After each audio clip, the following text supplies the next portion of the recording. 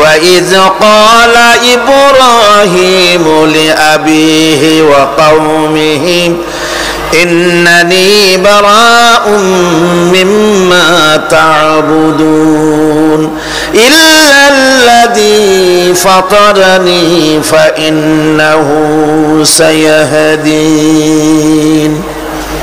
ইব্রাহিম আলাইহিস সালাম তার পিতা এবং তার গোত্রকে বললেন, তার সম্প্রদায়ের লোকদেরকে, নিঃসন্দেহে আমি মুক্ত, আমি পবিত্র।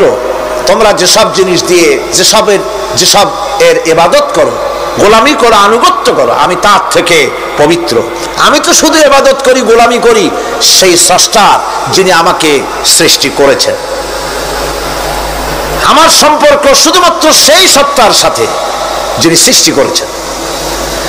আল্লাযী খালাকানি ফাহুয়া ইয়াহদিন, যিনি আমাকে সৃষ্টি করে শুধু সৃষ্টি করেন নাই, আমাকে হেদায়েত দিয়েছেন, আমাকে পথের দিশা দিয়েছেন। ওয়াল্লাযী হুয়া ইউতঈমুনি ওয়া ইয়াসকিন, যিনি আমাকে সৃষ্টি করেছেন তিনি হেদায়েত দিয়েছেন, আর আমি যখন তৃষ্ণার্ত হই তিনি আমাকে পান করান, আমি যখন ক্ষুধার্ত হই তিনি আমাকে আহার দেন। ওয়া ইযা মারিতু ফাহুয়া ইয়াশফিন, আর যখন অসুস্থ হই তখন তিনি আমাকে রোগমুক্ত করে দেন। সুবহানাল্লাহি ওয়া বিহামদিহি। তাহলে কি হলো? অর্থাৎ যে প্রতিপালক, তার প্রতিপালন পদ্ধতি আমার সকল প্রয়োজন মিটান, যিনি আমাকে পান করান, আহার করান, অসুস্থ হলে যিনি আমাকে সুস্থ করেন। হেদায়েতের কামটা তিনি আরেকজনের জন্য রাখেন নাই, তিনি আমার হেদায়েতের ব্যবস্থাও করেছেন। ভাইরা আমার, আল্লাহ রাব্বুল আলামিন শুধু সৃষ্টি করেন নাই, সৃষ্টি করে হেদায়েত দিয়েছেন, মানুষকে হেদায়েতের রাস্তা বলে দিয়েছেন। সঠিক পথ কোনটি সেই পথের কথাও তিনি পরিষ্কার করে বলে দিয়েছেন। এই জন্য আল্লাহ পাক বলেন, কোরআন মাজিদ হেদায়েতকে বিরাট দান বলে ঘোষণা করেছে। মানুষের জন্য যে হেদায়েত আল্লাহ দিয়েছেন তার সবচাইতে বড় দান। জোরে কোন সুবহানাল্লাহ। ইন্না খালাকনাল ইনসানা মিন নুতফাতিন আমশাজিন নাবতালিহি ফাজআলনাহু সামিআম বাসীরা, আমি মানুষের মিলিত শুক্র দ্বারা, নুতফা দিয়ে আমি মানুষ সৃষ্টি করেছি এবং তাকে একে একে বিভিন্ন স্তর পার করেছি। তাকে শ্রবণ শক্তি দিয়েছি, তাকে দর্শন শক্তি দিয়েছি। ইন্না হাদাইনাহুস সাবিলা ইম্মা শাকিরান ওয়া ইম্মা কাফুরা, নিশ্চয়ই আমি তাদেরকে তাদের কর্মপন্থা প্রদান করেছি, আমি তাদেরকে হেদায়েত দিয়েছি, চলার পথের দিশা দিয়েছি। এখন ইচ্ছে করলে সে কৃতজ্ঞ হতে পারে, ইচ্ছে করলে অকৃতজ্ঞতার পথও অবলম্বন করতে পারে। আমি তাকে হেদায়েত দিয়ে দিয়েছি, পথ দেখিয়ে দিয়েছি। ডান এবং বাঁ দুটি রাস্তা আল্লাহ পাক দেখিয়ে দিয়েছেন। আসহাবুল ইয়ামিন, আসহাবুশ শিমাল, একটা ডানপন্থী আর একটা বামপন্থী। আমাদের দেশে কিছু লোক আছে, নাম মুসলমান, কিন্তু বলে যে আমরা বামপন্থী আন্দোলন করি, অথচ সমস্ত ডানপন্থীদের জায়গা হবে জান্নাতে যদি জান্নাতের আমল করতে পারে। ডানপন্থীদের নেতা হচ্ছেন দুনিয়ার সমস্ত পয়গম্বরেরা, আর বামপন্থীদের নেতা হলো শয়তান। বামপন্থীদের নিয়ে শয়তান যাবে কিয়ামতে জাহান্নামে। আল্লাহ পাক রাস্তা বলে দিয়েছে। আল্লাহ রাব্বুল আলামিন বলেন, আলাম নাজআল লাহু আইনাইনি ওয়া লিসানান ওয়া শাফাতাইন ওয়া হাদাইনাহুন নাজদাইন, আমি কি তোমাদের দুটি চক্ষু দেই নাই, দেখার জন্য দুটো চোখ দেই নাই? আমি কি তোমাদেরকে কথা বলার জন্য দুটো ঠোঁট দেই নাই? এরপরে আমি কি তোমাদেরকে ভালো মন্দ বোঝার জন্য আমি কি হেদায়েত দেইনি? ভালো মন্দ সবটা বোঝার জন্য আমি তোমাদেরকে হেদায়েত দিয়েছি। সুতরাং এই হেদায়েতের রাস্তা ছেড়ে দিয়ে তোমরা নিজেদেরকে গোমরাহির মধ্যে ডুবিয়ে দিও না। আমার দেওয়া হেদায়েতের রাস্তায় নিজেদেরকে পরিচালিত করার জন্য প্রচেষ্টা করো। আল্লাহ পাক বলেন, والذين جاهدوا فينا لنهدينهم سبلنا وإن الله لمع المحسنين। যারা আমাকে পাওয়ার জন্য সাধনা করেছে তাদের পথ প্রদর্শন করা আমার জন্য অবশ্য কর্তব্য। অন্য জায়গায় আল্লাহ পাক বলেছেন ওমান ইয়াত্তাকিল্লাহা ইয়াজআল লাহু মাখরাজা, যে ব্যক্তি আমাকে ভয় করে চলে, আমার প্রতি আশা করে, ভরসা করে, তার জন্য আমি রাস্তা তৈরি করে দিই। সুবহানাল্লাহ। সুতরাং হেদায়েত আল্লাহ পাক দিয়েছে, এমন নয় যে তিনি রাস্তা তৈরি করেন নাই। কোরআন খোদাই হেদায়েতের নাম দিয়েছে হুদা। খোদাই হেদায়েতের নাম কি? হুদা। এই কোরআনের এক নাম হচ্ছে, এই কোরআনের এক নাম কি? হুদা। কোরআন বলছে فمن تبع هداي فلا خوف عليهم ولا هم يحزنون। আমার এই কোরআন, এই হেদায়েত যারা মানবে, এটাকে যারা অনুসরণ করে চলবে, এটার আইন কানুন যারা মেনে চলবে, ওদের জন্য কোনো ভয় নাই, কোনো চিন্তাও নাই, কোনো ভয় নাই, কোনো চিন্তা নাই যারা এই কোরআনের হেদায়েতকে মেনে চলবে। আল্লাহর হেদায়েত হলো সবচেয়ে বড় হেদায়েত। আল্লাহ পাক বলছেন কুল ইন্না হুদাল্লাহি হুয়াল হুদা ওয়া উমিরনা লিনুসলিমা লিরাব্বিল আলামিন। হে রাসূল, আপনি বলুন আল্লাহর হেদায়েত হলো সবচেয়ে বড় হেদায়েত। অর্থাৎ আল্লাহ যে রাস্তা দিয়েছেন, আল্লাহ যে কোরআন দিয়েছেন, এর থেকে বড় হেদায়েত মানুষের জন্য আর কিছু হতে পারে না। আল্লাহ পাক বলেন ওয়ালান তারদা আনকাল ইয়াহুদু ওয়ালান নাসারা হাত্তা তাত্তাবিআ মিল্লাতাহুম কুল ইন্না হুদাল্লাহি হুয়াল হুদা। স্মরণ রাখুন হে নবী, ইহুদিরা, খ্রিস্টানেরা কিছুতেই আপনার প্রতি খুশি হবে না যতক্ষণ পর্যন্ত আপনি ইহুদি হবেন অথবা খ্রিস্টান হবেন। ওরা কোনোদিন মুসলমানদের উপরে রাজি হবে না, খুশি হবে না। মনে রাখতে হবে একমাত্র সঠিক পথ ইহুদিদের পথ সঠিক নয়, নাসারাদের পথ সঠিক নয়। আসল পথ হলো আল্লাহ পাকের পথ। কার পথ আসল? আসল রাস্তা, আসল পথটি আল্লাহ পাক কোরআনে কারীমের মধ্যে বিশদভাবে বলে দিয়েছেন। এবং ইহদিনাস সিরাতাল মুস্তাকিমের ব্যাপারে আল্লাহ পাক কোরআনে সাফ করে বলে দিয়েছেন যে আমি এর বিনিময়ে তোমাদেরকে কোরআন দিলাম। বস্তুত ইহদিনাস সিরাতাল মুস্তাকিম এর জবাব হলো ওয়া ইন্নাল্লাহা রাব্বি ওয়া রাব্বুকুম ফা'বুদুহু হাযা সিরাতুম মুস্তাকিম। নিঃসন্দেহে আল্লাহ তোমাদের এবং আমাদের রব, আর সুতরাং তারই উপাসনা করতে হবে। এটাই দ্বীনের সরল পথ, আর এটা কোনো নতুন পথ নয়। আল্লাহ যে পথটা দিয়েছেন রাসূল করিম সাল্লাল্লাহু আলাইহি ওয়াসাল্লামের মাধ্যমে, সেটা কি কোনো নতুন পথ? না। কোরআন বলছে এটা নতুন পথ নয়। শারা'a লাকুম মিনাদ দীন মা ওয়াসসা বিহি নূহান ওয়াল্লাযী আওহাইনা ইলাইকা ওয়া মা ওয়াসাইনা বিহি ইব্রাহিমা ওয়া মূসা ওয়া ঈসা আন আকিমুদ-দীন ওয়া লা তাতাফাররাকু ফীহি। শারা'a লাকুম মিনাদ-দীন, এই দিন তিনি তোমাদের জন্য সেই দিনই মনোনীত করেছেন যা হযরতে নূহ আলাইহিস সালাম এর উপরে তিনি ওসিয়ত করেছেন। যা ওসিয়ত করা হয়েছিল, নসিহত করা হয়েছিল হযরতে নূহ আলাইহিস সালামের প্রতি, তিনি মনোনীত করেছিলেন হযরত নূহ আলাইহিস সালামকে এই দ্বীনকে প্রচার করার জন্য। আর যার উপরে চলার জন্য হযরত ইব্রাহিম, হযরতে মূসা, হযরত ঈসাকে নির্দেশ করা হয়েছিল।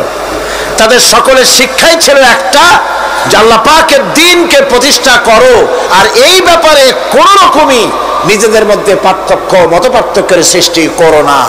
এখন কথাটা আরো ক্লিয়ার করে দেই। ইহদিনাস সিরাতাল মুস্তাকিম চাইছিলাম, আল্লাহ আমাদেরকে একটা সহজ রাস্তা দাও। সেই সহজ রাস্তা বলে দেওয়ার জন্য এসেছে কোরআন। সেই সহজ রাস্তা বলে দেওয়ার জন্য কি এসেছে? যারা বলেন কি? এই কোরআনে কারীম যদি প্রতিষ্ঠিত করা যায় সমাজে, রাষ্ট্রে, ব্যক্তিতে, পরিবারে, কোরআন যদি প্রতিষ্ঠিত করা যায়, তাহলেই মানুষেরা সহজ সরল পথ পাবে। নইলে সহজ সরল পথ পৃথিবীতে আর কারো কাছে নাই। যা আছে সবটা কার কাছে? কোরআনে কারীমের কাছে। এরপরে আমরা বলি সিরাতাল্লাযীনা আন'আমতা আলাইহিম গায়রিল মাগদুবি আলাইহিম ওয়ালাদ-দাল্লিন। রাস্তার থেকে মানুষেরা মাঠের ভিতরে নামার চেষ্টা করছেন, কিন্তু মানুষকে কষ্ট দেওয়া ছাড়া আর কিছুই হবে না। আমি অনুরোধ করছি, রাস্তা থেকে লোকেরা মাহফিলের ভেতরে ঢোকার চেষ্টা করবেন না। বিরাট রকমের ব্যাঘাত সৃষ্টি হবে। সকলে বসে বলুন, যিনি যে জায়গায় আছে সেখানে বসুন, চাপ সৃষ্টি করবেন না, বসুন। আপনারা দাঁড়ালে আরো বিশৃঙ্খলার সৃষ্টি হবে। কোরআনের মাহফিল, খবরদার বেয়াদবি করবেন না, কেউ দাঁড়াবেন না। যারা দাঁড়িয়েছেন বসেন, আর জোরে সরে জিকির করেন লা ইলাহা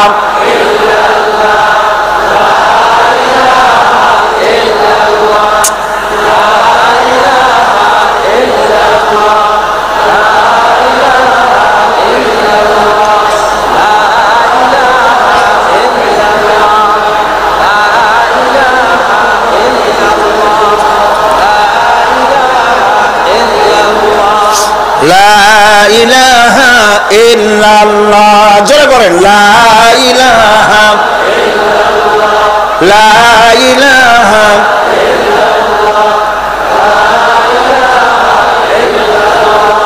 লা ইলাহা ইল্লাল্লাহ মুহাম্মাদুর রাসূলুল্লাহ। আল্লাহ আল্লাহ আল্লাহ আল্লাহ আল্লাহ আল্লাহ আল্লাহ আল্লাহ। আরো জোরে করেন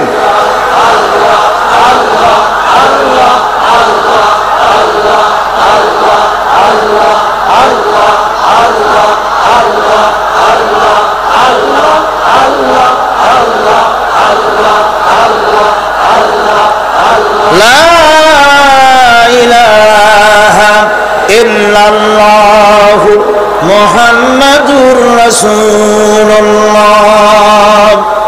বন্ধুগণ, এত বড় বিশাল মাহফিল, পুলিশ, আর্মি কেউ এটাকে কন্ট্রোল করতে পারবে না।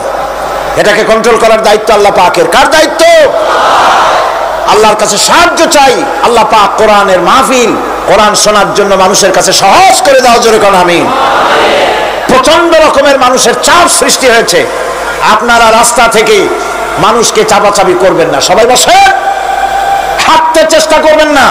এত বড় মাহফিল, আপনি হাঁটিয়া মানুষকে কষ্ট দিবেন না।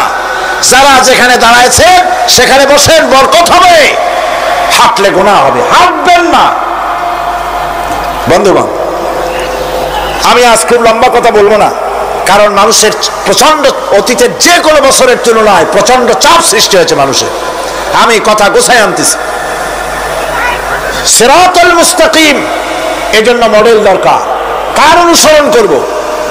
আল্লাহ পাক শিখায় দিলেন সিরাতাল্লাযীনা আন'আমতা আলাইহিম। পড়েন সবাই, সিরাতাল্লাযীনা আন'আমতা আলাইহিম গায়রিল মাগদুবি আলাইহিম ওয়ালাদ-দাল্লিন।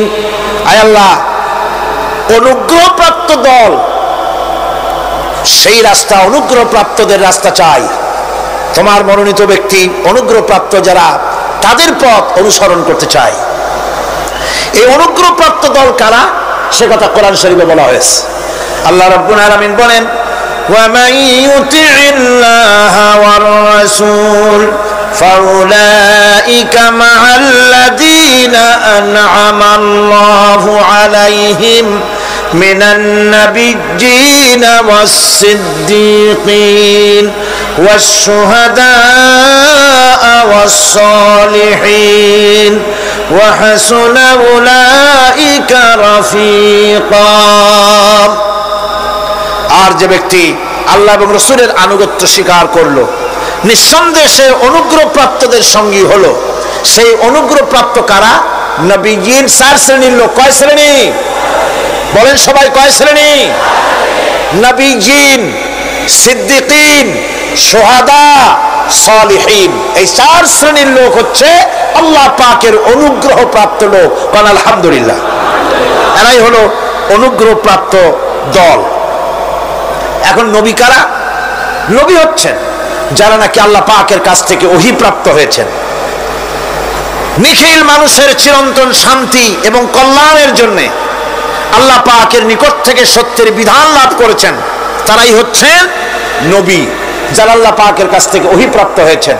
আর নবীরা হচ্ছেন মাসুম, নবীরা হচ্ছে বেগুনাহ। নবীদের কোনো ভুল নাই, নবীদের কোনো গুনাহ নাই। কারণ সুবহানাল্লাহ, এই পৃথিবীর মধ্যে সুপার কোয়ালিটির মানুষ, সর্বশ্রেষ্ঠ মানুষ কারা? নবীরা। সর্বশ্রেষ্ঠ মানুষ কারা? এখানে আবার এক শ্রেণীর লোকেরা বলে যে নবীরে মানুষ কোয়া যাবে না। আছেন এমন লোক, নবীরে মানুষ কোয়া যাবে না। কেন? কেন? নবীর সম্মান কত। আচ্ছা, নবীরে মানুষ বলবো না তো বলবোটা কি? নবীরা কি ফেরেশতা? যদি ফেরেশতা বলি তাহলে কি নবীদের মর্যাদা বাড়ানো হলো? বলেন আপনারা, বাড়ানো হলো? তাহলে নবীদেরকে কি বলবো? তারা কি জেন? যদি জেন বলি তাহলে তাতে কি মর্যাদা বাড়বে? সবচাইতে মর্যাদা বেশি কার? মানুষের। সুতরাং এক শ্রেণীর লোকেরা খামোখাই আলেম নামধারী লোক, অথচ নবীকে মানুষ বলতে রাজি না। কোরআনে কারীম সাফ করে আল্লাহ পাক পরিষ্কার করে বলেছেন, قل إنما أنا بشر مثلكم يوحى إلي أنما إلهكم إله واحد। নবী বলুন, আমি তোমাদের মতো মানুষ, আমার উপরে ওহী আসে।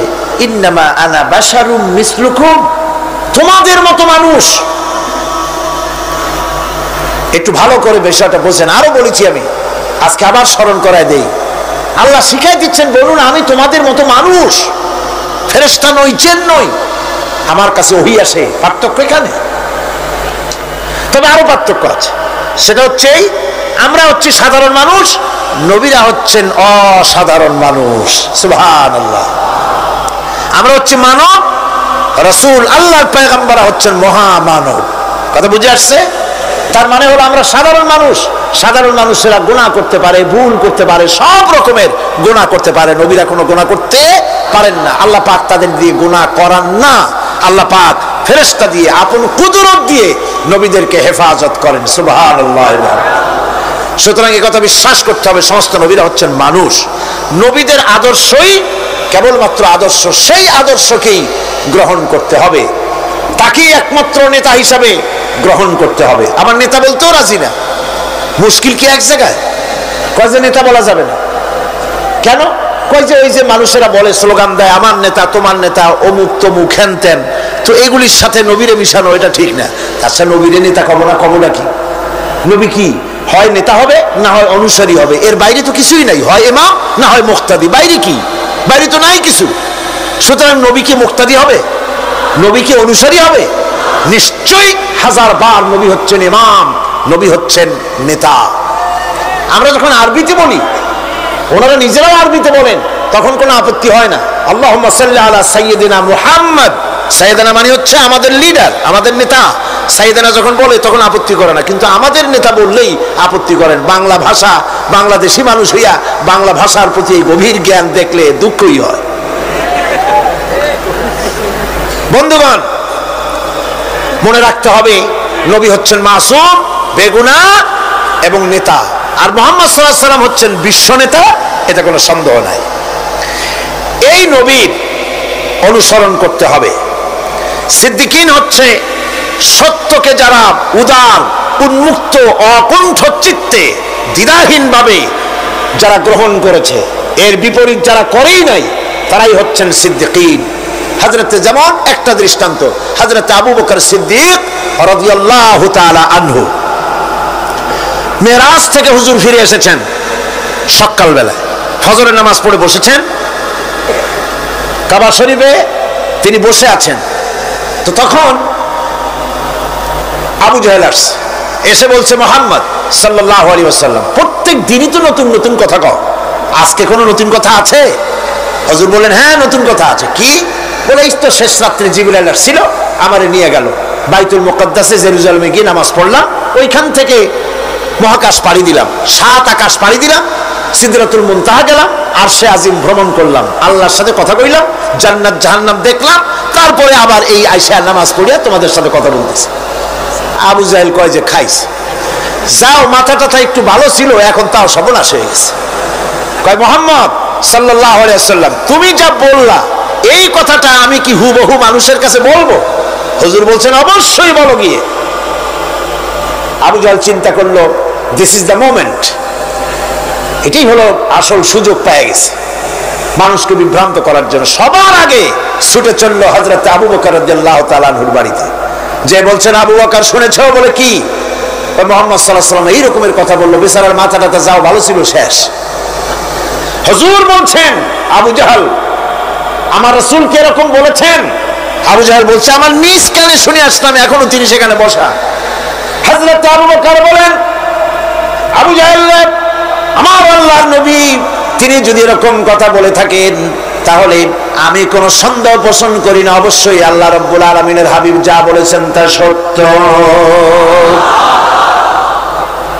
হযরত আবু বকর রাদিয়াল্লাহু তাআলা আনহু মসজিদে হারামে আসলেন, হুজুরকে জিজ্ঞেস করলেন, হুজুর, আবু জাহেল আমাকে এইসব কথা বললো, এগুলি কি ঠিক? হুজুর বললেন, হ্যাঁ। তিনি ঘটনা বয়ান করলেন। হযরত আবু বকর বললেন, হে রাসূল, আপনি যা বলেছেন সত্য বলেছেন, আপনার মেরাজ ঠিক হয়েছে, সঠিক হয়েছে, সন্দেহ নাই। হুজুর বলেন, আবু বকর, তুমি তো শুধু আবু বকর নও, তুমি সিদ্দিক। সত্যকে যারা অকুণ্ঠ চিত্তে দ্বিধাহীন ভাবে যারা সত্যের সামনে মাথা নত করেছে, গ্রহণ করে নিয়েছে, দ্বিমত পোষণ করে নাই, কোন রকমের দুষ্ট বুদ্ধির আশ্রয় গ্রহণ করেনি, উল্টাপাল্টা করেনি, এই সমস্ত মানুষেরই হলো সিদ্দিক। আর এদের দলকেই সিদ্দিকিন বলা হয়। তাহলে নবিয়্যিন, সিদ্দিকিন, এনারা হচ্ছেন নেয়ামত প্রাপ্ত।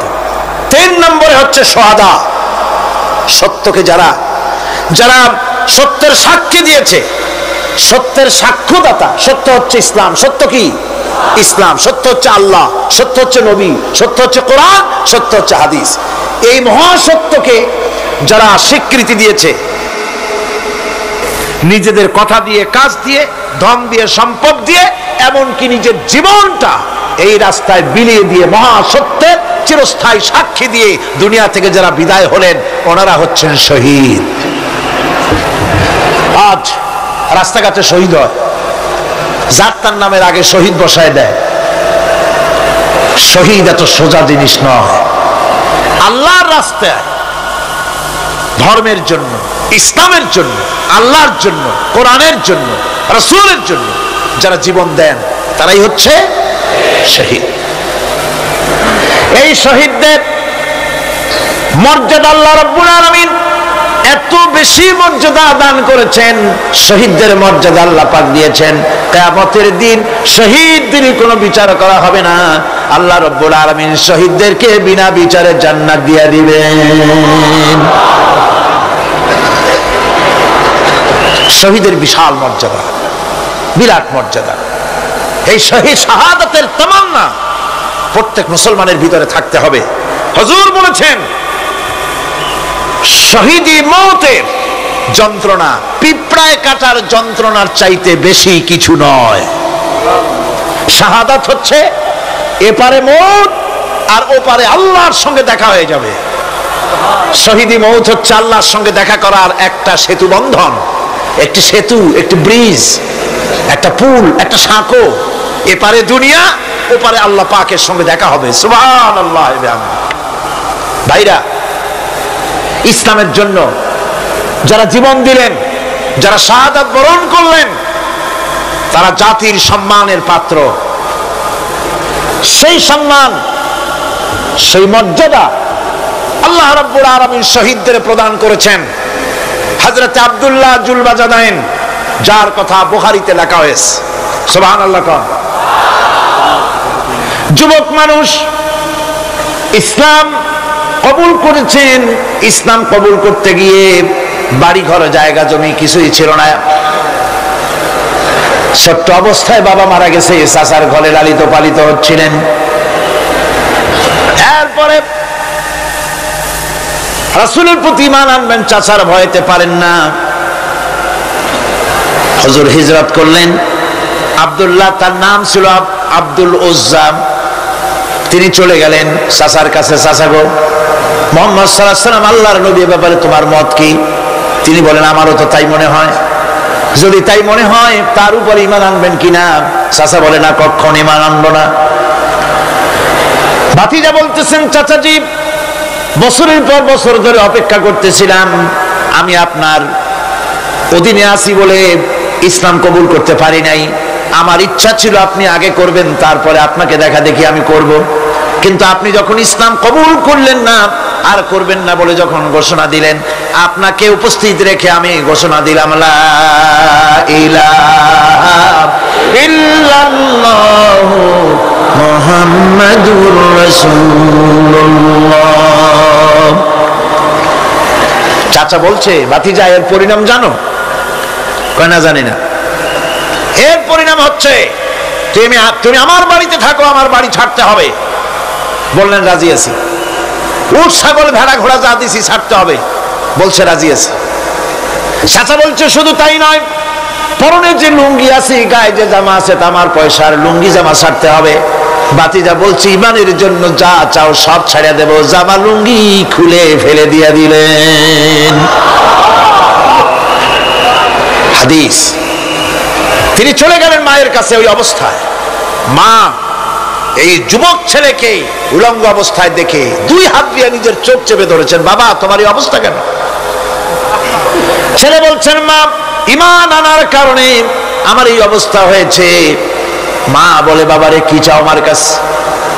আব্দুল উজ্জা বলছে, মা, কিচ্ছু চাই না, একটুখানি কাপড় আমারে দাও, আমি বিশ্ব নবী মুহাম্মদ সাল্লাল্লাহু আলাইহি ওয়াসাল্লামের খেদমতে যেতে চাই। মায়ের কাছে পুরানা কম্বল ছিল, কম্বলটা তিনি দিয়ে দিলেন। হযরতে, এখনো তো সে মুসলমান হয়নি, ওই কম্বলটা ছিঁড়ে নিয়ে দুই টুকরা করে কম্বলটা পরলেন, আদাটা, তাতে করে হাঁটু ঢাকে না, আর একটা কোন রকম গায়ে দিলেন। এরপরে হেঁটে হেঁটে কষ্ট করে মদিনায় চলে গেলেন। মসজিদে নববীর ভিতরে ঢুকে দরজার কাছে বসা বিশ্বনবী জনাবে মুহাম্মদুর রাসূলুল্লাহ সাল্লাল্লাহু আলাইহি ওয়াসাল্লাম মসজিদে নববীতে, যুবক, হাঁটুর উপরে কাপড়, মাথার চুল উস্কো খুস্কো চেহারা, ক্ষুধার্ত চেহারার। হুজুর জিজ্ঞেস করছেন, তুমি কে? তিনি বললেন, আমার নাম আব্দুল উজ্জা। তোমার এই অবস্থা কেন? তিনি বললেন, হুজুর, ঈমান আনার জন্য বাড়ি ঘর জায়গা জমিন উট বাছুর সব হারাইছি, এমনকি পরনের লুঙ্গিও আমারে দেয় নাই, মায়ের কম্বলটা ছিঁড়িয়ে এনেছি। নবীজি আসহাবে সুফফার ভিতরে তাকে বসতে দিলেন, তাকে থাকতে দিলেন, আর বললেন, তারে কোরআন শরীফ শিখাবা। আব্দুল উজ্জাকে হুজুর বললেন, তোমার নাম উজ্জা নয়, তোমার নাম আব্দুল্লাহ। হাদিস শরীফে এসেছে, আল্লাহর কাছে দুইটা নাম বেশি প্রিয়, একটা হচ্ছে আব্দুল্লাহ আর একটা হচ্ছে আব্দুর রহমান। মুসলমান হলেন। এরপরে আসহাবে সুফফার মধ্যে বসে আছেন, কোরআন শরীফ জোরে জোরে তেলাওয়াত করেন। আসহাবে সুফফা রাসূলের কাছে নালিশ করলেন, অভিযোগ করলেন, হুজুর, এই আব্দুল্লাহর কোরআন শরীফ এত জোরে পড়ে, তার চিল্লানির জ্বালায় আমরা বিশ্রাম করতে পারি না। নবীজি বললেন, সাহাবীরা, আব্দুল্লাহকে বেশি করে চিল্লাইতে দাও, বাধা দিও না, কারণ তার ঈমান বড় দামের ঈমান হয়েছে, ঈমান আনতে গিয়ে কিছু আনতে পারে নাই, তাকে বাধা দিও না, প্রাণ ভরে চিল্লাইতে দাও, জোরে জোরে পড়তে দাও। ইতিমধ্যে তাবুকের যুদ্ধে জনদামামা বেজে উঠেছে। রোমান সৈন্যরা হুজুরের সঙ্গে যুদ্ধ করবে, জিহাদ করবে, ইসলামকে পরাজিত করার জন্য তারা আক্রমণের প্রস্তুতি নিল। নবীজি রোমানদের সঙ্গে লড়াই হবে বলে সাহাবায়ে কেরামদের কাছে সাহায্য চাইলেন, যার কাছে যা আছে অস্ত্রপাতি জমা করো, টাকা দাও, পয়সা দাও। সবাই মিলে দিতে লাগলেন। দিতে দিতে মহিলারা গলার হার, নাকের ফুল, কানের দুল হুজুরের সামনে স্তূপ হয়ে গেছে, টাকা করে সোনা দানা সব শুদ্ধ। হুজুর বলছেন, সাহাবীরা, সবাই তো সব জিনিস দিলে, আমার আবু বকর রে দেখি না কেন? হযরত আবু বকর রাদিয়াল্লাহু তাআলা আনহু একটা পিরানের আড়ালে দাঁড়ানো ছিলেন। হুজুরের ডাক শুনে তিনি আসলেন, হাতে ছোট্ট একটা থলি, চোখে পানি। থলিটা হুজুরের হাতে তুলে দিলেন। হুজুর থলি ছাড়লেন, দেখা গেল কয়েকটা দিরহাম আর কয়েক কেজি গম, আর কিছু নাই। হুজুর তাকালেন, দেখছেন আবু বকর রাদিয়াল্লাহু তাআলা আনহু চোখের পানিতে দাড়ি ভিজে ভিজে পড়তেছে। হুজুর বললেন, আমার সাহাবীরা, আজ তোমরা সকলে মিলে যে দান করেছো, সেই দানের তুলনায় আবু বকর যে দান করেছে আল্লাহ রাব্বুল আলামিনের কাছে তা বেশি মূল্য হয়েছে। মনের মধ্যে অনেকের প্রশ্ন জাগলো, কেমন করে তা হলো? আমরা এত এত দিলাম। হুজুর জিজ্ঞেস করলেন, ও সাহাবী, তুমি কত দিয়েছো? বাড়ি কত আছে? তিনি বললেন, এত দিছি, এত আছে। তুমি কত দিয়েছো? কত রেখে এসেছো? প্রত্যেকে এরকম বলল। হযরতে ওসমান, হযরতে ওমর, হযরতে আলী রিদওয়ানুল্লাহ তাআলা আলাইহিম আজমাইন, তারাও বললেন, অর্ধেক এনেছি, অর্ধেক থুই আসছি, 2 ভাগ এনেছি, 1 ভাগ রেখে আসছি। সব শেষে নবীজি হযরত আবু বকর রাদিয়াল্লাহু তাআলা আনহুকে প্রশ্ন করলেন, আবু বকর, তুমি কি এনেছো আর বাড়ি কি রেখে এসেছো? হযরত আবু বকর বলেন, ইয়া রাসূলুল্লাহ, ইয়া হাবিবাল্লাহ, আমার বাড়িতে জাগতিক সম্পদ বলতে যা বুঝায় সবটুকু এনে নবীজির কদম মোবারকে দান করে দিয়েছি। আবু বকরের ঘরে এখন আল্লাহ আর তার রাসূল ছাড়া কোনো জিনিস বাকি নাই, যা ছিল সব এনেছি। হুজুর জিহাদে রওনা হলেন 30,000 সৈন্য সাথে, 30 সহস্র সৈন্য নিয়ে নবীজি তাবুকের দিকে চললেন। পথের মধ্যে হযরত আব্দুল্লাহ এসে হুজুরের সামনে দাঁড়ায় গেছেন। আব্দুল্লাহ এসে বলেন, ইয়া রাসূলুল্লাহ, একটু দাঁড়ান। এই জিহাদে মেয়ে লোক, পুরুষেরা, সাহাবীরা সবাই প্রাণ ভরে দান করলো, কিন্তু আমি এমন এক বান্দা, আল্লাহর কিছুই দিতে পারলাম না। আমার তো দেওয়ার মতো কিছুই নাই হুজুর, আমার দেওয়ার মতো কিছুই নাই। তবে আমি আপনার কাছে দোয়া চাই, আপনি দোয়া করুন, আমি যেন এই যুদ্ধে, এই জিহাদের ময়দানে আমি যেন শহীদ হতে পারি। নবীজি বললেন, একটু বাকল নিয়ে আসো গাছের। একটা গাছের বাকল আনা হলো। এই বাকলটা হুজুর নিজ হাতে আব্দুল্লাহর হাতে বাঁধা দিলেন আর বললেন, রব্বুল আলামিন, আমি আব্দুল্লাহর রক্ত কাফিরদের জন্য হারাম করে দিলাম। হযরত আব্দুল্লাহ কেঁদে জারজার হয়ে যাচ্ছেন, বলছেন, ইয়া রাসূলুল্লাহ, আমি চাইলাম শহীদ হব, আর আপনি আমার রক্তকে কাফেরদের জন্য হারাম করে দিলেন। হুজুর বলেন, আব্দুল্লাহ, এখন যদি তোমার মৃত্যু জ্বরের ভিতর হয়, আল্লাহ রাব্বুল আলামিন তোমারে শাহাদাত নসিব করে দিবেন। তাবুকের ময়দানে হুজুর চলে গেলেন। কয়েকদিন পরে খবর আসলো হুজুরের কাছে, আব্দুল্লাহ কয়েকদিন জ্বর ভোগ করে আব্দুল্লাহ মারা গিয়েছেন। হুজুর বললেন, তার জানাজার ব্যবস্থা করো, কাফন দাফনের ব্যবস্থা করো। ব্যবস্থা হয়ে গেল। রাতের বেলায় দাফন হবে। একজন লোক কবরের কাছে দাঁড়ায় টিম টিম করে একটা আলো নিয়ে দাঁড়ায় আছে, আর একজন লোক কবরের ভিতরে নেমেছেন। 2 ব্যক্তি লাশ 2 হাতে উঁচু করে নিয়ে আসতেছেন কবরের কাছে।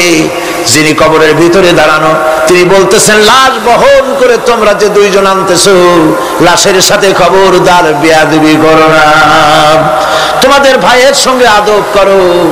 এই বলে কবরের ভিতরে যিনি দাঁড়িয়েছিলেন, তিনি লাশটারে ধরলেন।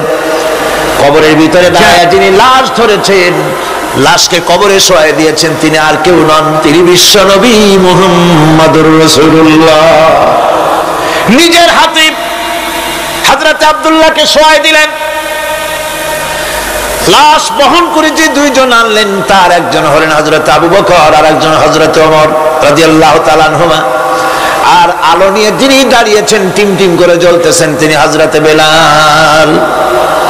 কবরের ভিতরে হযরত আব্দুল্লাহকে শুইয়ে দিয়ে উপরে মাটি দিয়ে নবীজি কবরের 2 দিকে হাত দিয়া আল্লাহ রাব্বুল আলামিনের দরবারে ফরিয়াদ তুললেন, রব্বুল আলামিন, আমি আজকে সন্ধ্যা পর্যন্ত এই আব্দুল্লাহর প্রতি রাজি ছিলাম, খুশি ছিলাম।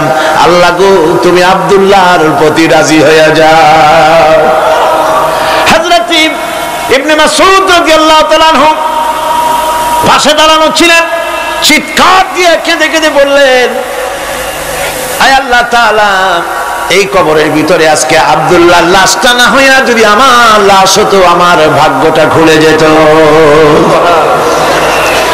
শহীদের মর্যাদা আল্লাহ পাকের কাছে সব থেকে বেশি। এই শহীদের পথ নিয়ামত প্রাপ্তদের পথ। যারা নিয়ামত পেয়েছে পৃথিবীতে, নবীজিন, সিদ্দিকিন, শুহাদা, এরাই হচ্ছেন নিয়ামত প্রাপ্ত। আল্লাহর রাস্তায় জীবন দেওয়ায় যে মজা, পৃথিবীতে আর কোনো কিছুতে সেই মজা নাই। হযরত ওমর রাদিয়াল্লাহু তাআলা আনহু দোয়া করতেন, আল্লাহুম্মা রযুকনি শাহাদাতান ফি সাবিলিক ওয়াজআল মাউতি ফি বালাদি রাসূলিক। আয় আল্লাহ, তুমি আমাকে শাহাদাতের মওত আমাকে দান করো। শাহাদাতের তামান্না প্রত্যেকটি মুসলমানের ভেতরে থাকতে হবে। শহীদ হওয়া যাবে ইসলামের জন্য। সময় হয়তো আসতে পারে, হয়তো এমন সময় আসতে পারে যখন কোরআনের মর্যাদাকে টিকে রাখার জন্যে, সুন্নতে নববীকে টিকে রাখার জন্যে জান দেওয়া লাগতে পারে। তখন কি আপনারা জীবন দিতে পারবেন?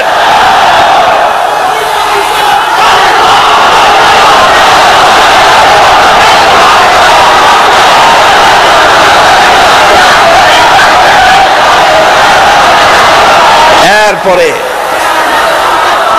চতুর্থ নম্বরে হচ্ছে সালিহিন। চতুর্থ নম্বরে কি? সালিহিন। সালিহিন হচ্ছে জীবনের প্রত্যেকটি ক্ষেত্রে যারা একনিষ্ঠভাবে আল্লাহর বিধান পালন করেছেন, যারা পুণ্যের সাথে সুদৃঢ় থেকেছেন, যারা অটল থেকে পুণ্যের সাথে হকের সাথে অটল থেকেছেন, কোন অবস্থাতেই ইসলামী আদর্শের বিরুদ্ধাচরণ করেনি, তারাই হচ্ছেন সালিহিন। ইসলামের আদর্শ ছাড়ে নাই, পরিত্যাগ করে নাই, জীবনের সবকিছুর বিনিময় এটাকে আঁকড়ে ধরে থেকেছেন, ইসলামী আদর্শের পরিপন্থী কিচ্ছু করেন নাই। এরা হচ্ছেন সালিহিন। কোন আলহামদুলিল্লাহ। আল্লাহর অনুগ্রহ প্রাপ্ত কয় শ্রেণী? 4 শ্রেণী। নবীজিন, সিদ্দিকিন, শুহাদা, সালিহিন, এই 4 শ্রেণীর লোকেরাই হচ্ছে নিয়ামত প্রাপ্ত। আমরা বলেছি সিরাতাল্লাযীনা আন'আমতা আলাইহিম গায়রিল মাগদুবি আলাইহিম ওয়ালাদ-দাল্লিন। নিয়ামত প্রাপ্তদের পথ চাই, অনুগ্রহ প্রাপ্তদের পথ। আর অভিশপ্ত পথভ্রষ্টদের পথ আমরা চাই না, আমরা পরিহার করে চলবো। এটা একটু ওয়াদাও বটে। যারা অভিশপ্ত, যারা পথভ্রষ্ট, ওরা কারা? মাগদুব এবং দল্লিন। মাগদুব হচ্ছে অভিশপ্ত, দল্লিন হচ্ছে পথভ্রষ্ট। দুনিয়ার সমস্ত মুফাসসিরিন, মুহাদ্দিসিন সব একমত, মাগদুব হচ্ছে ইহুদিরা। মাগদুব কারা? বলেন না কারা? আর দল্লিন, অভিশপ্ত কারা? খ্রিস্টানেরা। বলেন কারা?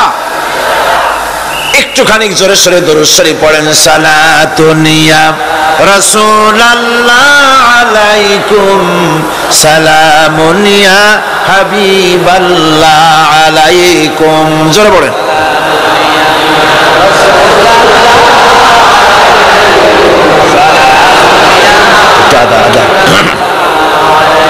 সালাতুন ইয়া রাসূলুল্লাহ।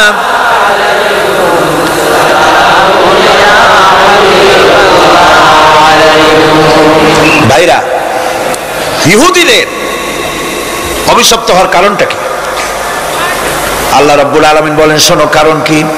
وَضُرِبَتْ عَلَيْهِمُ الْمَسْكَنَةُ ذَلِكَ بِأَنَّهُمْ كَانُوا يَكْفُرُونَ بِآيَاتِ اللَّهِ وَيَقْتُلُونَ الْأَنْبِيَاءَ بِغَيْرِ حَقٍّ ذَلِكَ بِمَا عَصَوْا وَكَانُوا يَعْتَدُونَ। তাদের উপর দারিদ্র এবং অসহায়তার অভিশাপ বর্ষিত হয়েছে।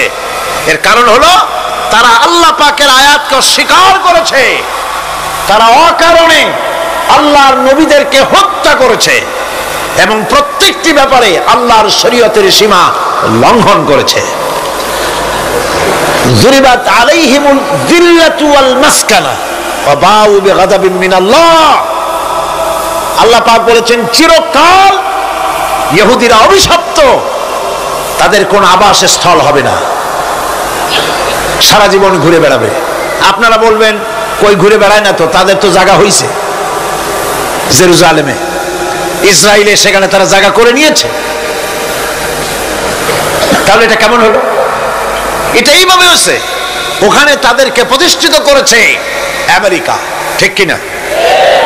আল্লাহ পাক কোরআন শরীফের মধ্যে বলেছেন, যদিও মানুষের সাহায্যে কোনো জায়গায় তাদেরকে আল্লাহর ইচ্ছায় অথবা মানুষের সাহায্যে কোথাও যদি জায়গা হয়, অপমানের জীবন যাপন করতে হবে সারাটা জীবন কিয়ামত পর্যন্ত, দুকে দুকে মরতে হবে, দেশে দেশে ঘুরে বেড়াতে হবে ভিক্ষুকের মতো।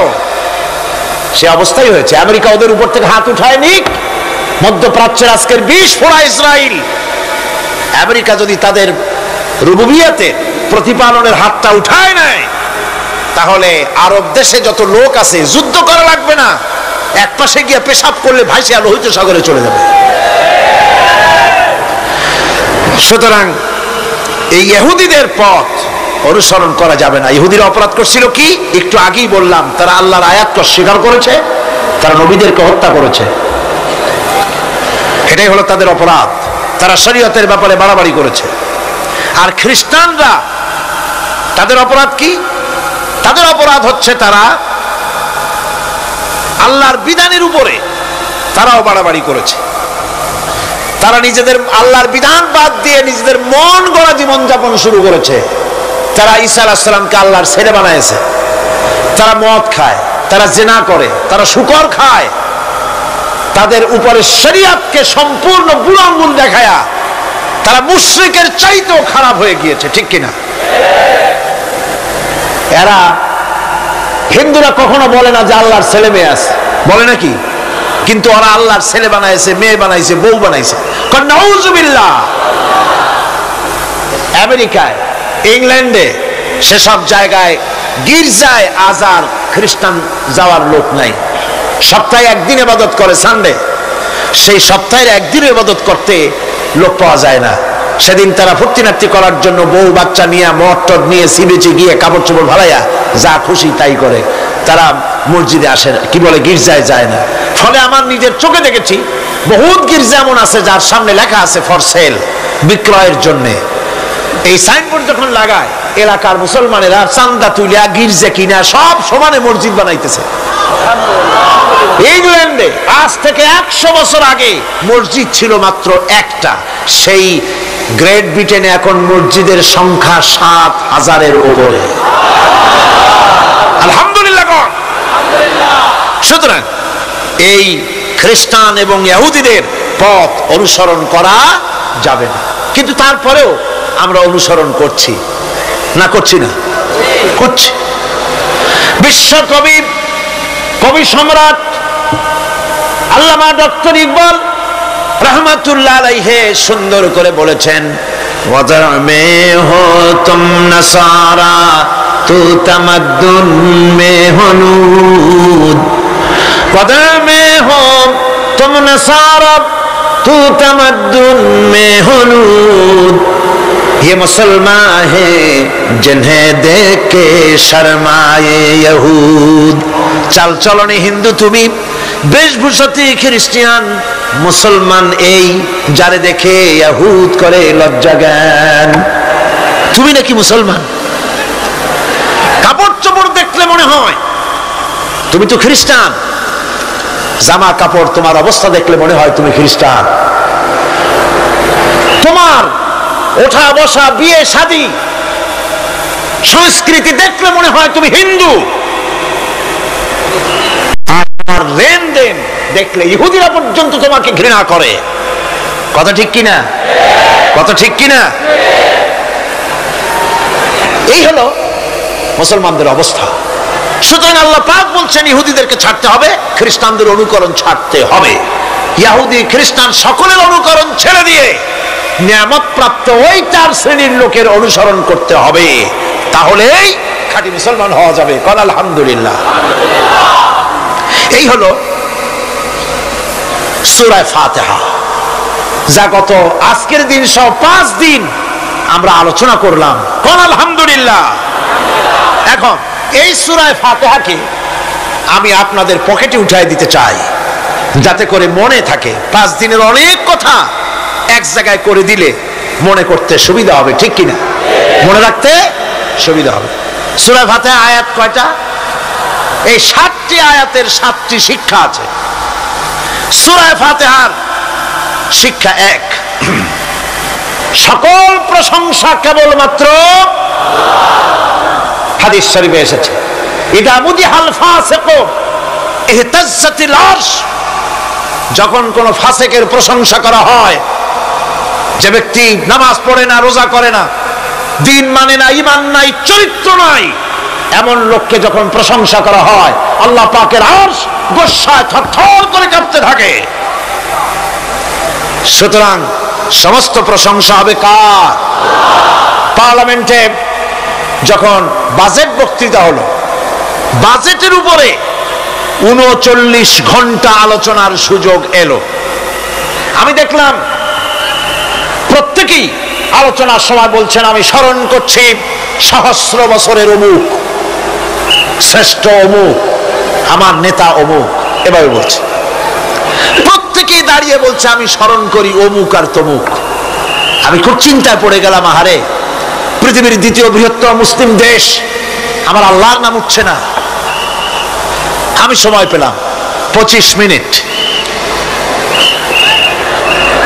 তথ্য মন্ত্রণালয়ের কলিজা তো পুঁটি মাছের মতো বড়, সেই জন্য আমার বক্তব্য তারা দেয় নাই। ওই 25 মিনিটে আমি যে আলোচনা করেছি, আমি প্রথম দাঁড়ায়া আমার তৃপ্তি, মনে হয় এই রকমের তৃপ্তি আমার কখনো নিকট বর্তমানে কোনদিন হয়েছে কিনা আল্লাহই জানে। ওই দিন আমি যা তৃপ্তি পেয়েছি, আমি দাঁড়িয়ে বললাম নাহমাদু নুসাল্লি আলা হামদ সানা কুইয়া, তারপরে বললাম আমি স্মরণ করছি হৃদয়ের সবটুকুন আবেগ উজাড় করে, জীবনের সব শ্রদ্ধা একত্রিত করে আমি স্মরণ করছি। যখন বলছি দেখি 2 দিকের মানুষ হতচকিত হয়েছে, কার নাম কই? আমি বললাম আমি স্মরণ করছি বিশাল ওই আকাশের মালিক, বিস্তীর্ণ এই জমিনের মালিক, কুল কায়নাতের মালিক আমার আল্লাহ রাব্বুল আলামিনকে স্মরণ করছি।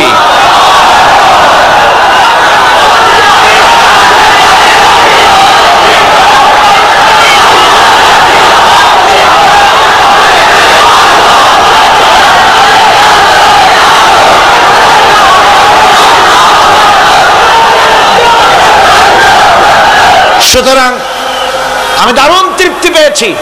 আপনাদেরকেও বলি, প্রশংসা হবে কেবলমাত্র আল্লাহ পাকের। প্রশংসা কার? আর প্রশংসা হবে বিশ্ব নবী জনাবে মুহাম্মদ রাসূলুল্লাহ সাল্লাল্লাহু আলাইহি ওয়াসাল্লাম। চিৎকার মেরে সারা জীবন আল্লাহ এবং রাসূলের প্রশংসা করতেই থাকবো ইনশাআল্লাহ। আমাদের করতে হবে, মুসলমানদের দায়িত্ব। আর প্রশংসা করব যারা আমার রাসূলের, আল্লাহর হুকুম মানে আর আমার রাসূলের অনুসরণ অনুকরণ যারা করে, তারা আমাদের সম্মানের পাত্র। আলহামদুলিল্লাহ। 2, শেষ বিচারের একমাত্র মালিক হচ্ছেন আল্লাহ পাক।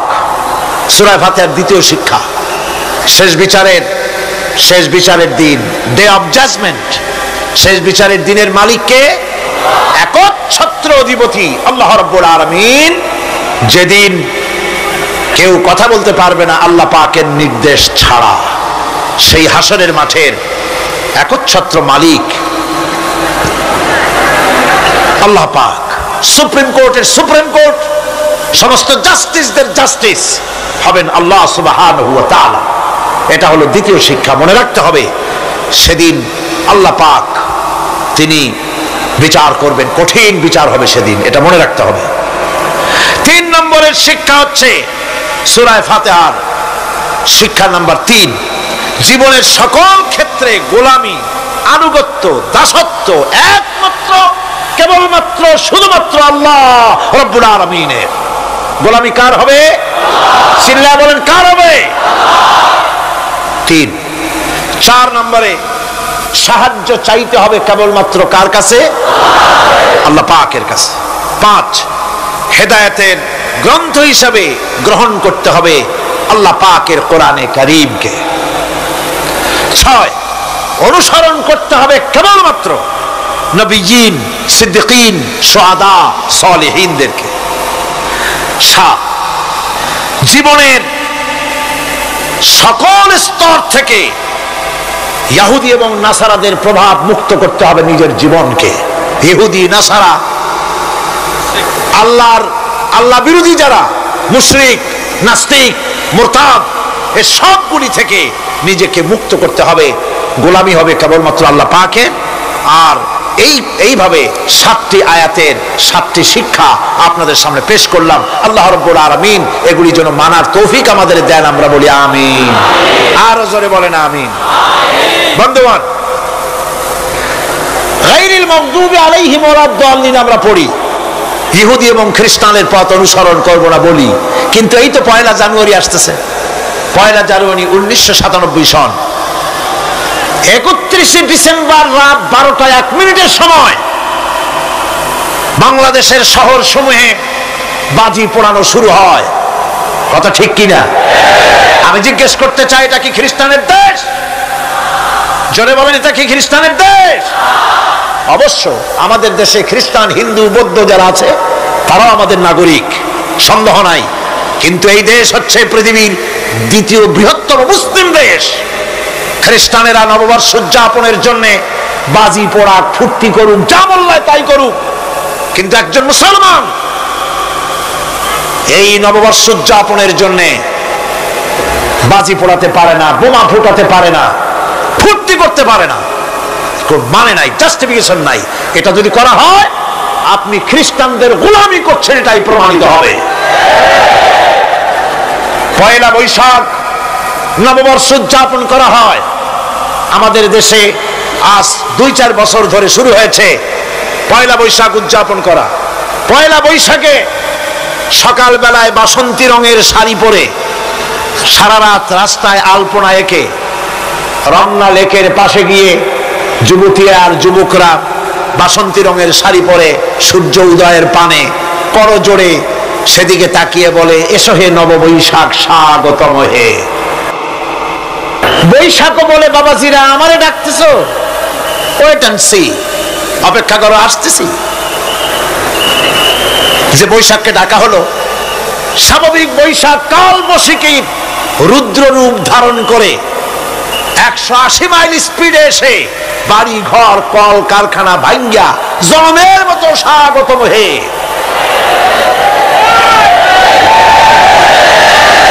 এরপর রাজনৈতিক নেতৃবৃন্দ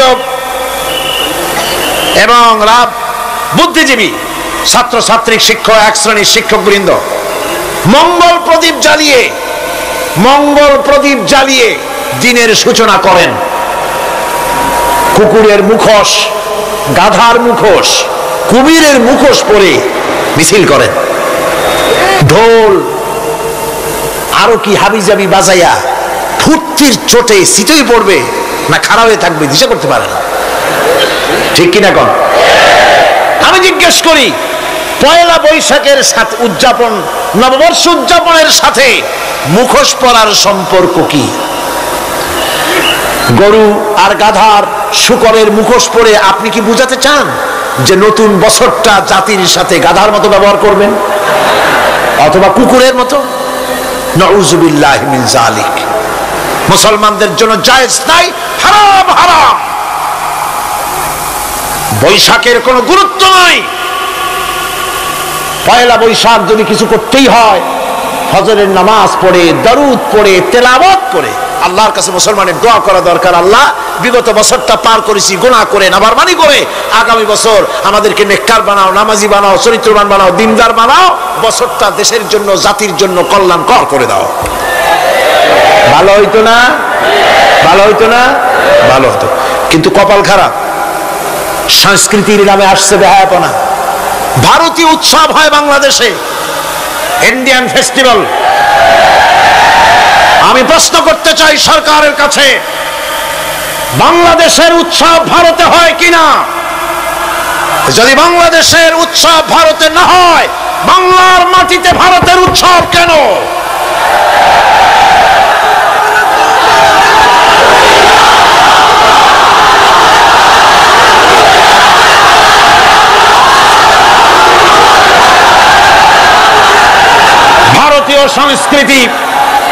ভারতীয় সংস্কৃতি মুসলমানদের জন্য এইডসের চাইতেও মারাত্মক।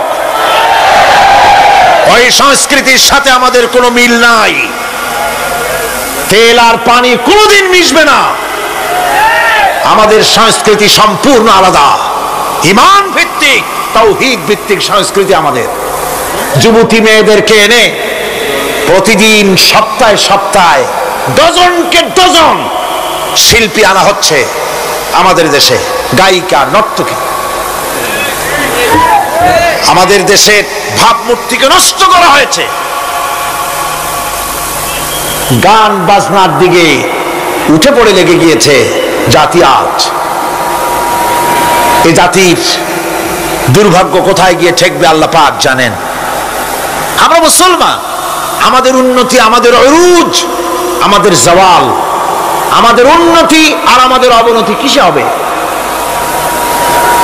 বিশ্বকবি বলছেন, তুঝে বাতাও তকদীর উমম ক্যা হ্যায়, তুঝে বাতাও তকদীর উমম ক্যা হ্যায়, শমশীর ও সনা আউয়াল তাউস और বাবাখির।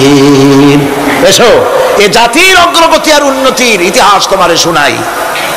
এ জাতির হাতে যতদিন ছিল তরবারি, এ জাতির হাতে যতদিন ছিল কোরআন, গোটা পৃথিবী তার পায়ের উপরে চুমা খেয়েছে। আর যেদিন কোরআনের পরিবর্তে জাতির হাতে এসেছে তানপুরা, বেহালা, ঢোল, সারিন্দা, নারিন্দা, সারেগামা, পাদানিশা, তখনই কপাল পুড়েছে জাতির।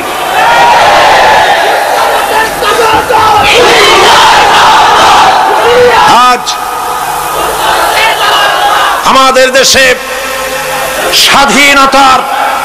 স্বাধীনতার রজত জয়ন্তী উদযাপন হয়েছে। শুধু গান আর গান, নাচ আর নাচ। সরকারের কোটি কোটি টাকা খরচ হয়েছে। স্বাধীনতার জন্য তো উৎসব করবই। স্বাধীনতা থাকলে আমরা থাকব, স্বাধীনতা না থাকলে আমরা গোলাম হয়ে যাব, ঠিক কিনা? কিন্তু আমার পদ্ধতি আলাদা, আমার ইসলামের পদ্ধতি আলাদা। আমরা হিন্দুর মতো, খ্রিস্টানের মতো নাচতে পারি না, গাইতে পারি না, ঢোল বাজাতে পারি না।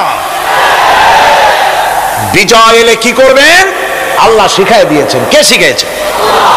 আল্লাহ রাব্বুল আলামিন বলেন, ইযা জাআ নাসরুল্লাহি ওয়াল ফাতহ ওয়া রাআইতান নাসা ইয়াদখুলুনা ফি দীনিল্লাহি আফওয়াজা ফাসাব্বিহ বিহামদি রাব্বিকা ওয়াস্তাগফির ইন্নাহু কানা তাওয়াবা। আল্লাহর পক্ষ থেকে যখন বিজয় আসবে, অনবী বিজয় যখন আসবে আল্লাহর পক্ষ থেকে, তখন আপনি দেখতে পাবেন আল্লাহর পক্ষ থেকে মদদ, বিজয় যখন আসবে, দলে দলে লোক ইসলামের মধ্যে প্রবেশ করবে। এই বিজয় দেখে আপনি কি করবেন? আপনার জন্য দায়িত্ব তখন ফাসাব্বিহ বিহামদি রাব্বিকা ওয়াস্তাগফির ইন্নাহু কানা তাওয়াবা। আপনি বেশি করে ইস্তেগফার করুন, বেশি করে তাসবিহ পড়ুন। রাসূল করিম সাল্লাল্লাহু আলাইহি ওয়াসাল্লাম এই সূরা নাযিল হওয়ার পর, ইসলামের চূড়ান্ত বিজয়ের মুহূর্তে এই সূরা যখন নাযিল হলো, রাসূল করিম সাল্লাল্লাহু আলাইহি ওয়াসাল্লাম হাদিস শরীফে এসেছে সারাক্ষণ বেশিরভাগ পড়তেন সুবহানাকা আল্লাহুম্মা ওয়া বিহামদিকা নাস্তাগফিরুকা ওয়া নাতুবু ইলাইক। সুবহানাকা পড়েন, সুবহানাকা আল্লাহুম্মা ওয়া বিহামদিকা নাস্তাগফিরুকা ওয়া নাতুবু ইলাইক। রাসূল করিম সাল্লাল্লাহু আলাইহি ওয়াসাল্লামকে হযরত আয়েশা সিদ্দিকা রাদিয়াল্লাহু তাআলা আনহা জিজ্ঞেস করেছেন, হুজুর আপনি এখন এই দোয়াটা এত বেশি বেশি করতেছেন কেন? হুজুর বলেছেন এটা আমাকে পড়তে বলা হয়েছে, আমাকে ইস্তেগফার করতে বলা হয়েছে, আমাকে তাসবিহ করতে বলা হয়েছে। অর্থাৎ বিজয়ে বিনয়ী হও। স্বাধীনতা দেন আল্লাহ, টিকায় রাখার মালিকও সে আল্লাহর প্রতি রুজু হতে হবে, মাথা নত করতে হবে। ঢোল বাজায় জাতির স্বাধীনতা রক্ষা করা যাবে না। গান গে নাটক করে ভারতীয় সংস্কৃতির উলঙ্গ বেহায়া নর্তকী এনে বাংলাদেশের স্বাধীনতা রক্ষা করা যাবে না।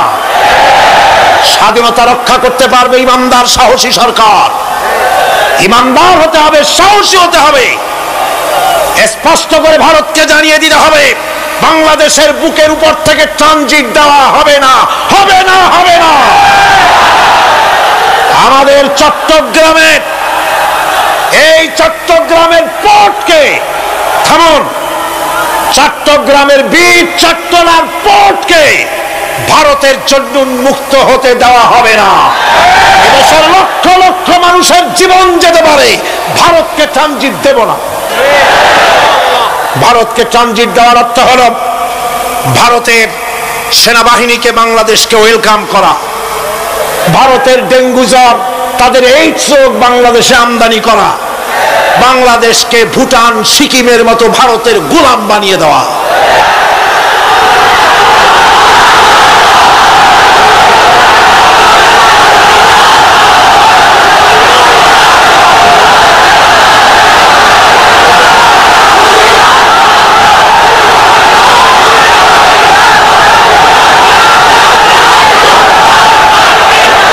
বন্ধুগণ, বন্ধুগণ, আমি বলতেছিলাম থামুন।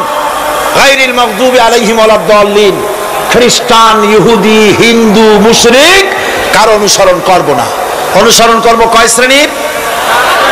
4 শ্রেণীর। নবীয়িন, সিদ্দিকিন, শুহাদা, সালেহিন। কল আলহামদুলিল্লাহ।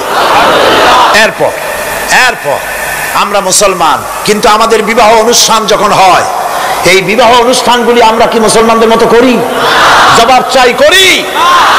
আপনারা যে হলুদ অনুষ্ঠান করেন, শরীয়তের কোন জায়গায় আছে? এই হলুদ অনুষ্ঠান হিন্দুদের কাছ থেকে আমদানি হয়েছে। একটা হলুদ অনুষ্ঠানে যা খরচ হয় তা দিয়ে 6টা বিয়ে করানো যায়। সুতরাং আজ থেকে তওবা করুন, আমরা আর হলুদ অনুষ্ঠান করব না। রাজি আছেন? রাজি আছেন? বিবাহের নামে অপসংস্কৃতির জায়গা আমরা করে দিতে পারি না। যৌতুক যেমন হারাম, গত মাহফিলে বলেছি, মনে আছে না? মনে আছে কিনা? যৌতুক যেমন হারাম, যৌতুক কি আপনারা নেবেন নাকি? মেয়েওয়ালাদের উপরে চাপ সৃষ্টি করবেন না, জায়েজ নাই। মেয়েওয়ালারা যদি ইচ্ছে করে কিছু দেয়, নিবেন।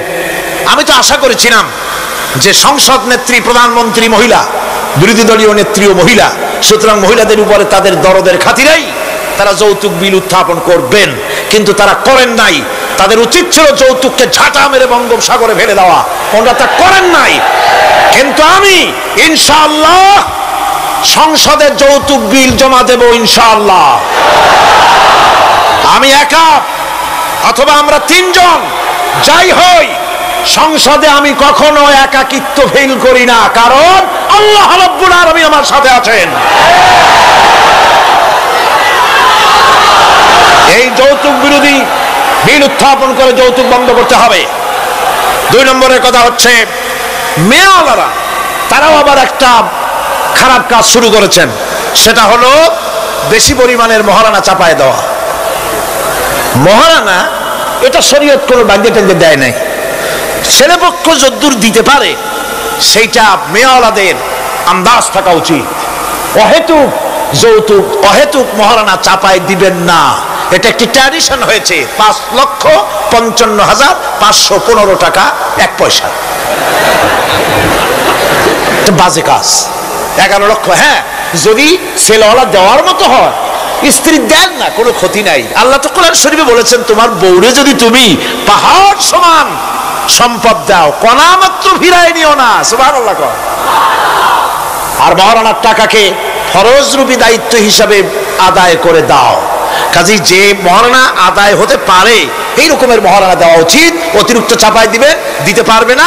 কিয়ামতের দিন ওই পুরুষটাকে আল্লাহর দরবারে জেনাকারের কাতারে দাঁড়াতে হবে।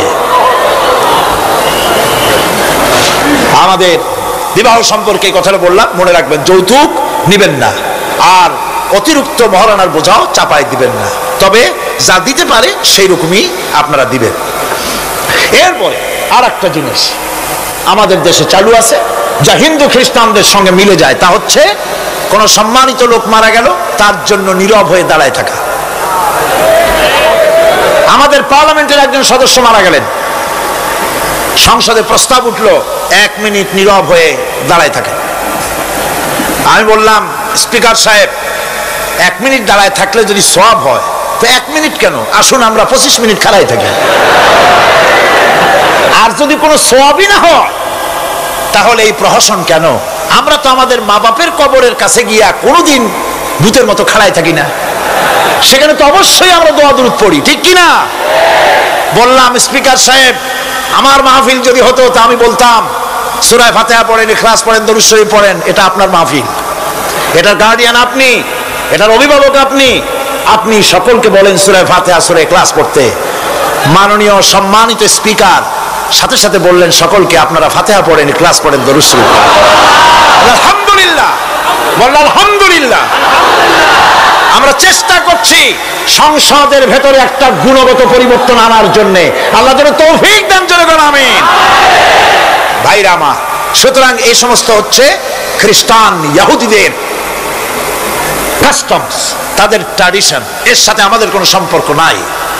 হিন্দুরা খ্রিস্টানেরা কেউ মরে গেলে বলে দাঁড়ায় থাকুক, শুয়ে থাকুক, যেমনি পারে তেমনি করুক, কিন্তু আমি তো মুসলমান, আমি কি? জোরে বলেন আমরা কি? ইসলাম যা এলাউ করে না আমরা তা করতে পারি না, এটা যেন আমাদের সকলের মনে থাকে। বন্ধুগণ, এরপরে আমি আরজ করতে চাই, আমি মোনাজাতের দিকে এগোচ্ছি, আমি বুঝতে পারছি মানুষের প্রচন্ড কষ্ট হচ্ছে, মা বোনদের, ভাইয়েদের।